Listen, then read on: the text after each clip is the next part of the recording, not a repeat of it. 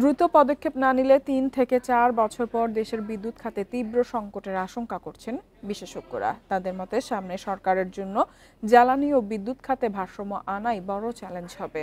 বুধবার রাজধানীর একটি হোটেলে আয়োজিত সেমিনারে এসব কথা বলেন বক্তারা।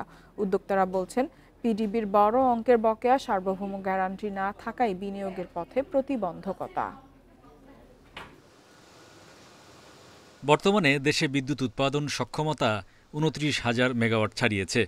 এর বিপরীতে সর্বোচ্চ বিদ্যুতের চাহিদা ১৮,০০০ মেগাওয়াট। কিন্তু প্রাথমিক জ্বালানি নিশ্চিত না করায় বড় ধরনের লোডশেডিং হয় প্রতি গ্রীষ্মকালেই।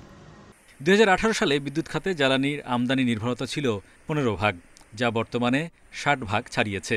অভ্যন্তরীণ গ্যাসের উৎপাদন কমায় আমদানি নির্ভরতা দ্রুত বেড়েছে।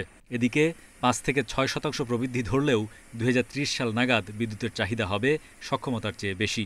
কেননা এ সময়ে বেশ কিছু পুরনো বিদ্যুৎ কেন্দ্র উৎপাদনে থাকবে না।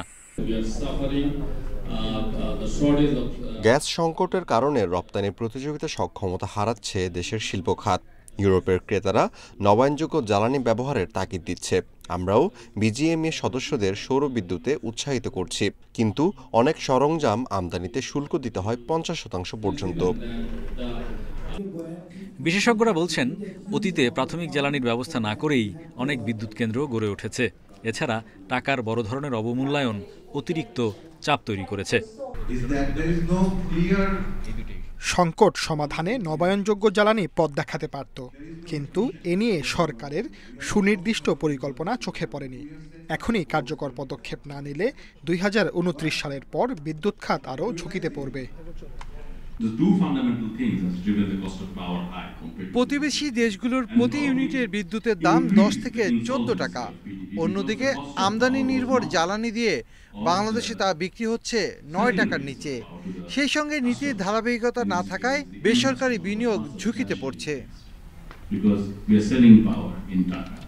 ক্ষমতায় গেলে দেশ ও জনগণের স্বার্থে বিদ্যুৎ ও জ্বালানি খাতে পদক্ষেপ নেয়ার আশ্বাস দেন রাজনৈতিক নেতারা। Hari Saha, independent news, Dhaka.